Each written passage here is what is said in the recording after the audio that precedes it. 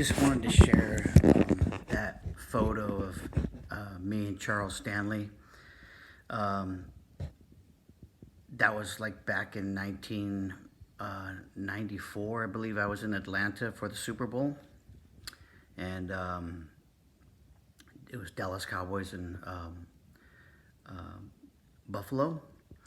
But I really had just kind of became a Christian, and I was just was so attracted to In Touch Ministries, the message that Charles Stanley had.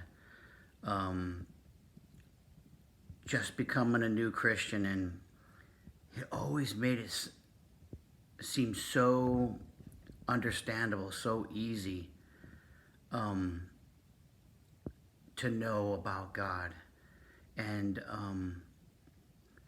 to use God in a practical, or to become a Christian and walk daily with God in a practical manner. I'm so grateful that to meet Pastor Charles Stanley. I was doing security at the Super Bowl in Atlanta, and so I made my way down to First Baptist, and I thought so. The Super Bowl was on a Sunday, obviously, but I think I went there on a Friday or Thursday, and I think I landed in Atlanta on Thursday. But anyways, I made my way to the church on a Thursday or Friday, and the secretary said that pastor's in the chapel, and so I went into the chapel, and there was Charles Stanley, and he was so kind to me. And at that time, my dad was being forced to retire because he had diabetes, and he had lost one of his legs, and he was getting really close to losing another leg to diabetes, and it was a very trying time on my family. And my dad, it was only me and my mom really going to church at that time, because I was just born again about a year or two prior to meeting Charles.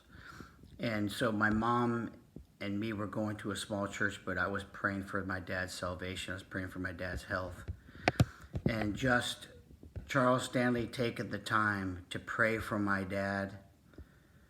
And when he prayed, it was a deep, beautiful, spiritual prayer. I could just feel the Spirit upon Charles. It was one of the most powerful prayers that I've ever witnessed in my walk. I've been walking now with the Lord for 30 years, and I always remember Charles, just a beautiful man, and